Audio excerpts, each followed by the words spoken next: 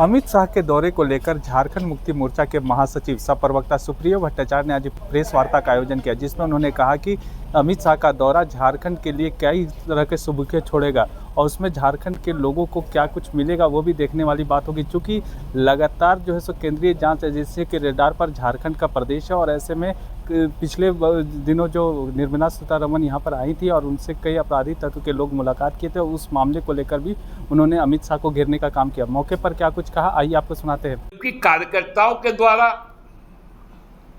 तो अब ये चुनाव जीतेंगे नहीं, इनको केवल लगता है घुसपैठिए। तो इनके पार्टी के अंदर जो घुसपैठिए, जिनमें इनके प्रदेश अध्यक्ष भी है, नेता प्रतिपक्ष भी है, ये मूल भाजपा ही नहीं है।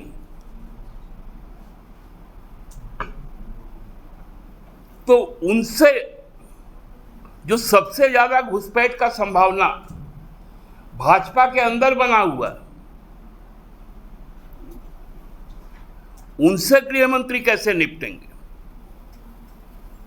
क्योंकि उनके नेतागण कह रहे हैं कि इस राज्य में घुसपैठिए हैं और बीएसएफ एसएसबी के जो भारप्राप्त मंत्री हैं वो कल राजधानी में रहेंगे। तो ऐसे तमाम लोगों को एक लिस्ट बनाकर हमको लगता है कि कल पेश होना चाहिए, क्योंकि इतना सम्मान भ्रष्टाचार में लिप्त लोगों का देश के वित्त मंत्री यदि करती हैं तो लाजमी है उनके जो सहयोगी मंत्री हैं, कमिटी ऑफ कैबिनेट अफेयर्स जो होता है, जिसमें 5 मंत्री हैं, प्रधानमंत्री जिसकी अध्यक्षता करते हैं, विदेश मंत्री हैं, रक्षा मंत्री हैं, गृह मंत्री हैं और वित्त मंत्री हैं। ये सबसे महत्वपूर्ण कमेटी है देश की, जो हर आपात स्थिति में निर्णय लेती है। उसमें 2 सदस्य का यहां पर विजिट हो रहा है। इनके लिए शायद आने वाले 22 तारीख से जो बजट सेशन है, कोई नया कानून आ सकता है कि इकोनॉमिक ऑफेंडर चाहे और दूसरे करप्ट माल प्रैक्टिस से जुड़े लोग यदि भाजपा में है, उनकी सदस्यता यदि भाजपा में है, तो उनके विशेष कानून के तहत छूट मिलेगी। ये संभावना भी है, क्योंकि 22 तारीख से सेशन भी शुरू हो रहा है और 22 तारीख से सावन भी शुरू हो रहा है। तो हमको लगता है इसी मुद्दे पर आप लोगों को आज बुलाने का हमको मौका मिला। ये सवाल जब प्रमुखता से कल आएगा तो निश्चित तौर पे माननीय गृह मंत्री जी जो अपने कार्यकर्ताओं को जो टिप्स देंगे, क्योंकि उनका टिप्स बड़ा खतरनाक होता है। उत्तर प्रदेश में एक जगह उन्होंने कहा था कि झूठ फैलाओ। उन्होंने खुद स्वीकार किया था कि मैंने कहा एक आदमी को कि 600 किलोमीटर दूर बैठे हुए थे मुलायम सिंह जी, उस समय जीवित थे, कि अखिलेश यादव जी ने उनको अपने पिताजी को थप्पड़ मारा। ये बात फैल गई और इतनी फैली तो ये कल कौन सा टिप्स देंगे कि और नफरत फैले और भ्रांतियां फैले? क्योंकि प्रधानमंत्री जी ने भी कहा, नॉन बायोलॉजिकल का तो इश्यू छोड़ दीजिए, उन्होंने कहा था कि मैं तो ट्रेन में सीट पाने के लिए लोगों का हाथ देखता था जी। ये तो अपने आप में वर्णन करते हैं कि हाथ देखने लगे तो हमको सीट मिलने लगा। ये बातें तो हम लोगों ने कभी नहीं कही थी। तो इसलिए कल का जो टिप्स होगा उसमें कुछ ऐड ऑन मैं कर दिया। बहुत बहुत धन्यवाद। जोहार साथियों, आप सब जानते हैं कि देश के माननीय गृह मंत्री जी को झारखंड दौरा होना निश्चित है। पहले सूचना आई थी कि आज ही शायद वो आ रहे शाम को, और कल प्रभात तारा मैदान में उनके राजनीतिक दल का कोई सम्मेलन है, उसमें सम्मिलित होंगे। लेकिन अब जो सूचना है कि वो शायद कल आ रहे हैं, तो उनका स्वागत है। उनका इसलिए स्वागत है कि यह राज्य केंद्र सरकार की जांच एजेंसियों के दायरे में, और पूर्व में भी लोकसभा चुनाव के पूर्व भी यह राज्य केंद्र सरकार के विभिन्न जांच एजेंसियों के दायरे में रही है। लेकिन जांच एजेंसियों का जो शिकंजा है, हमको लगता है कि वो बहुत टारगेटेड वे में जो भाजपा के खिलाफ लोग हैं, उन लोगों पर साधा गया एक षड्यंत्र के तहत। और जो भाजपा के सगे हैं, उनके खिलाफ जब पर्याप्त सबूत भी हैं, उन पर समन पे समन जारी हो रहा है, उनको एब्सकॉन्डर घोषित किया जा रहा है।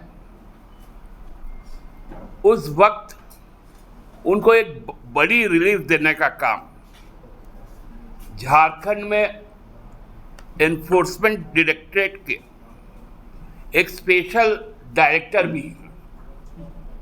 वो स्पेशल डायरेक्टर यह तय करते हैं कि जांच एजेंसियों को किनके खिलाफ जाना है,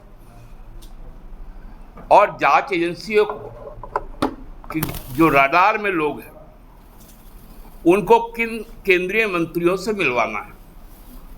क्योंकि एक जांच एजेंसी ईडी जो है वो फिनांस मिनिस्टर के अंडर में आता है, तो उसके जो भारप्राप्त मंत्री हैं वो पिछले दिनों रांची आई थी, और तब भी हम लोगों ने कहा था कि जो ईडी का एक जो अभी बेल पर है, उनसे चुनाव के वक्त इन्होंने मिलाने का काम किया। ये स्पेशल डायरेक्टर हैं मिस्टर BL मरांडी जी।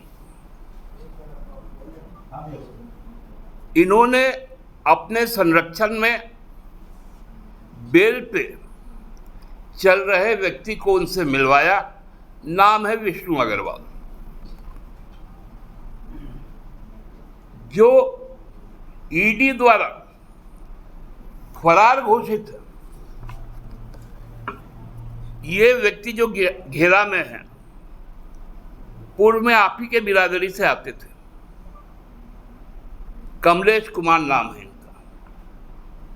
अभी कई छापे चले, कई अवैध कारतूस मिले, उनको भी स्पेशल डायरेक्टर यहां बैठे हुए हैं मिस्टर BL मरांडी जी, उन्होंने मिलवाने का काम किया। मेरा प्रसंग इसलिए है क्योंकि ये तो पुरानी बात है कि कल होम मिनिस्टर आ रहे हैं, तो होम मिनिस्ट्री के तहत कई एजेंसियां हैं। तो जितने दागी भाजपा के नेतागण हैं, कार्यकर्तागण हैं, उनका समय सूची क्या रहेगा आदरणीय गृह मंत्री से मिलने का, ये यदि आज स्पष्ट हो जाता तो आप लोगों को भी कवरेज के लिए एक समय निर्धारित हो जाता। नहीं, हमारे पुलिस का सीधा संपर्क गृह मंत्रालय से है। वो लिस्ट उन तक माननीय मंत्री तक पहुंच चुका है। नहीं तो चिंता क्या, मतलब अमित शाह की यात्रा को लेके है, दौरे को लेके है, या चिंता है कि कौन कौन उनसे मिलेगा इसको लेके? नहीं, मैं कहता हूं कि एक अलग से प्रोटोकॉल भी तय हो जाना चाहिए कि भाई इतने महारथी लोग यदि हैं तो नेता से सीधा मिलना चाहिए। दादा, एक जो मसला 3 दिन पहले आई, जो बात आई थी कि हेमंत बिस्वा जी आए हैं, सरकार का खर्च होता है पैसा, तो उन्होंने शायद चिट्ठी लिखी है, पुलिस हेडक्वार्टर को चिट्ठी आया है कि आप बिल भेज दीजिए, हम लोग एक्सपेंस बियर कर देंगे, आसाम गवर्नमेंट बियर कर देंगे। नहीं, देखिए, इस पे मैंने भी उस चिट्ठी को देखा है और तो मैं अवाक हो गया। वहाँ के अतिरिक्त पुलिस निर्देशक Assam, special branch and security, उन्होंने हमारे डीजीपी को कहा है कि उनके आसाम के जो मुख्यमंत्री, उनको पार्टी ने सह प्रभारी बनाया है, पहला लाइन। दूसरा लाइन उन्होंने लिखा है कि वो अपने राजनीतिक कारणों से फ्रीक्वेंटली झारखंड राज्य में आएंगे। इसके बाद उन्होंने कहा है कि उन्हें भारत सरकार के गृह मंत्री द्वारा Z+ सिक्योरिटी प्रोटेक्टी है, तो सारी व्यवस्थाएं की जाएगी। और अंतिम में उन्होंने कहा कि इस बाबत यदि कोई खर्च होगा तो आसाम सरकार उसका वहन करेगी। मतलब राजनीतिक कार्य में राजनीतिक दल का नेता हमारे राज्य में आएगा, आसाम सरकार उसका खर्च वहन करेगी, भारतीय जनता पार्टी नहीं करेगी। उसमें साफ लिखा है। क्या आसाम सरकार इस बात की जिम्मेवारी लेती है कि भारतीय जनता पार्टी के चुनाव में होने वाले खर्च आसाम के ट्रेजरी से जाएगा? जहां बाढ़ है वहां रिलीफ के लिए नहीं जाएगा। 108 लोग अभी तक जो सूचना है मारे गए, उनके तक नहीं जाएगा। आसाम सरकार का पुलिस यह स्वीकार करती है, उनका गृह विभाग ये बात को सुनिश्चित करता है उस चिट्ठी के द्वारा कि आसाम की सरकार, अब सरकार चुनाव के खर्च में जुटी हुई है, तो मैंने क्या गलत कहा था? ये तो उनका स्वीकारोक्ति चिट्ठी है। लेकिन हम उतने भी गरीब राज्य नहीं है, हम वहन कर लेंगे, पेट काट कर वहन करेंगे। कह कि पहले इलेक्ट्रॉल बॉन्ड का मसला आया था, अब तो सरकारी धन का मसला आ गया। और ये चिट्ठी तो हम लोगों के लिए एक अब डॉक्यूमेंट होगा जो आसाम सरकार ने भेजा है, और इस पर कल माननीय गृह मंत्री जी को भी बोलना चाहिए, क्योंकि कल आज ही आसाम के मुख्यमंत्री पुनः आ रहे हैं। भारत सरकार भी इस प्रकार का चिट्ठी लिखेगी क्या?